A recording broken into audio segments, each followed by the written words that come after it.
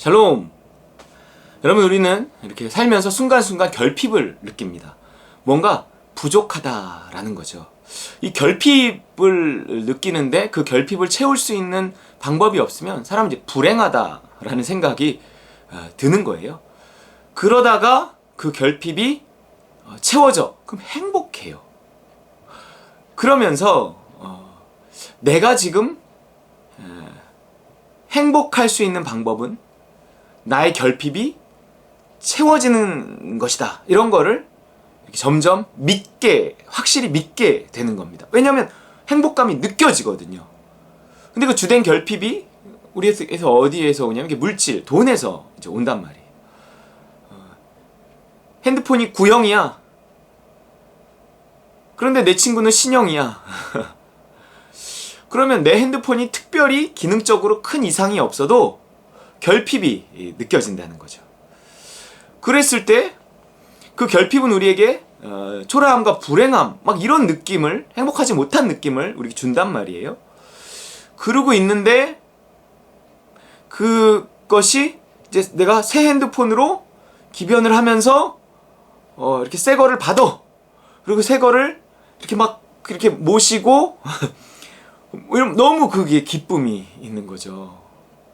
내 결핍이 채워졌다 라고 느껴지고, 결핍이 채워졌을 때 그 행복감, 이런 게 있는 거예요. 여러분, 그런데 이것은요 이게 속는 겁니다. 이게 길들여지는 거예요. 이제 마귀에게 길들여지는 거예요. 길들여지는 거예요. 우리가 우리의 결핍을 이렇게 눈에 보이는 것을 통해서 채우려고 하면 그게 한두 끝도 없어집니다. 그리고요, 싸움이 일어나요. 싸움이. 왜냐하면 나의 결핍은 돈이 없어서다. 어떤 눈에 보이는 내가 집이 없어서다. 내가 차가 없어서다. 이렇게 눈에 보이는 것이 없어서 내가 결핍감을 느끼고, 결핍감 때문에 불행하고, 그 불행을 해결할 수 있는 것은 이 결핍이 실질적인 것으로 채워지는 것이다 라고 자꾸 길들여지고, 그렇게 맛을 보고 그렇게 믿어버리면 이제 그게 우상이라 그러거든요. 우상 숭배라고 하는 것입니다. 그렇게 내가 어떤 눈에 보이는 것이 나의 결핍을 채워주고 나에게 행복을 줄 수 있다고 믿으면 그것이 우상이 되는 거예요. 우리가 돈이 그렇단 말이에요. 돈이요, 우상이 되어져 있습니다. 그러면 돈이 무한정이 있다면, 그리고 내가 원하면 얼마든지 얻을 수 있다면 얼마나 좋겠습니까? 그런데 그렇지 않잖아요.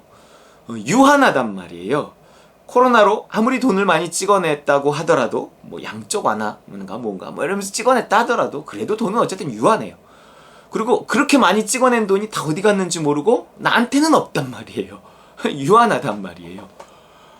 서울 시내 아파트 그렇게 많이 지어도 또 있는 사람도 있지만 또 없는 사람은 저게 다 아파트인데 왜 저기 내 집은 없는가, 이렇게 또 생각한단 말이에요.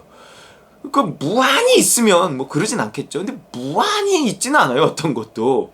예. 이게 돈도 무한히 있지 않고요, 집도 무한히 있지 않고요, 차도 무한히 있지 않고요, 내가 원하는 거는 무한히 있는 거는 없어요. 이 세상에 있는 건 다 유한하단 말이에요. 그러니까 뭔가 이렇게 서울 시내를 벗어나지 않는다. 서울 시내의 땅은 유한해요. 그 땅 위에 지은 집도 유한해요. 그걸 갖고 이제 서로 차지하려고 하니까 집값은 오르고 땅값도 오르고 경쟁은 치열해지고 나는 더 내 자리를 얻기가 어려워지는 거예요. 그러니까 내 결핍이 해결되기가 어려운 겁니다. 그러면요, 이 불행을요 계속 안고 살아야만 해요. 그리고 이 불행을 벗어나기 위해 그 눈에 보이는 그 재화를 얻기 위한 무한 경쟁, 무한 투쟁에 들어가야 된다는 거예요. 근데 그 경쟁에서, 그 투쟁에서 승리하고 이기는 사람보단 지는 사람이 훨씬 많아요. 왜냐면 하나밖에 없는데 그 하나를 10명이, 100명이 얻으려고 하면 이기는 사람이 많겠습니까? 지는 사람이 많겠습니까? 지는 사람이 많죠. 우리가 이 욕심이라는 것이 우리의 결핍을 눈에 보이는 것으로 채울 수 있다고 믿는 믿음에서 또 이 욕심이 이제 일어나는 것입니다. 그리고 그것을 내가 얻을 수 없으면 어떻게 하지? 그래서 내 결핍이 평생 안 채워지고 나는 진짜 뭐 집 한 칸 없이 나는 진짜 맨날 요 월급으로 살면 어떡하지? 하는 두려움이 있어요. 그리고 내가 이 상태로 노후를 맞으면 어떻게 하지? 우리 애들이 크면 어떻게 하지? 막 이런 두려움. 돈 들어갈 때는 많은데. 사실 이런 두려움, 욕심 이런 것들이 우리에게 끊임없이 결핍을 이렇게 자극하면서 우리를 불행하게 만듭니다. 그러다가 또 어쩌다가 내가 뭔가 그 결핍이 채워지는 것 기회를 얻어? 그러면 막 무한히 행복하다는 느낌을 얻어요. 근데 그게 오래가지 않는다니까요. 그러면서 사람이 불행을 이렇게 자기 것으로 받아들이고, 그리고 나는 이 경쟁에서 이길 수 없기 때문에 이 불행을 해결할 수 없어라고 낙심을 하고 자포자기를 해버리면 그건 막 이렇게 이제 우울해지고 이제 스스로 목숨을 끊고 막 이렇게 돼버리는 거예요. 지금 젊은이들이 그런 희망이 없으니까 이렇게 삶을 포기해버리고 막 이런단 말이에요. 그리고 지금 이 코로나 와중에도 이 코로나가 끝나야만, 그래서 내가 정말 여행도 가고 뭐 친구들이랑 막 이렇게 마음껏 만나고 놀고 이렇게 뭔가 이렇게 해야 내가 행복해질 수 있는데, 사실 그렇긴 해요.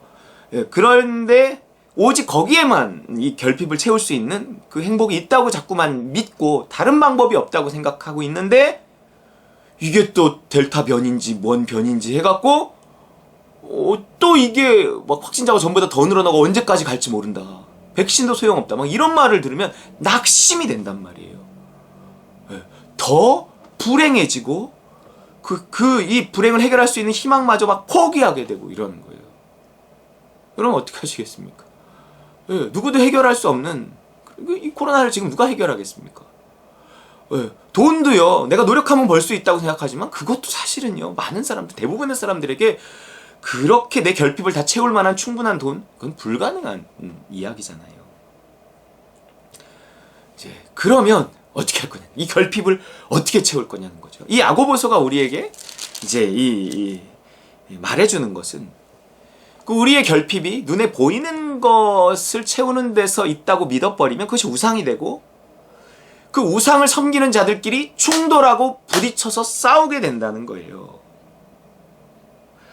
야고보서 4장 1절, 너희 중에 싸움이, 다툼이 왜 생기느냐? 욕심 때문에 일어나는 게 아니냐? 이게 이제 1절 말씀이에요. 하지만 2절 뭐예요? 욕심을 낸다고 싸우고 다투고 죽이고 죽고 이런다고, 그래서 네가 원하는 걸 얻었다고 네 결핍이 채워질 줄 아느냐? 잠깐은 채워졌다고 느끼겠지. 근데 그게 얼마나 가더냐? 또 다른 결핍이 생기지 않느냐? 핸드폰 새로 사서 그 결핍이 채워지는 기쁨을 느낀 게 얼마나 가더냐? 2년 간다고요? 아니에요. 그건 2년마다 바꾸는 거죠. 우리 그거 한 달도 석 달도 안 돼요. 처음엔 막 이러고 들고 다니다가요, 나중에는 막 침대 같은 데 휙휙 던진단 말이에요. 그게 별과 몇 달이에요, 몇 달. 왜냐하면 그게 나의 결핍을 이제 제대로 채워주지 못하고 있기 때문에 이제 그렇게 현상이 생기는 거죠. 그렇기 때문에 우리는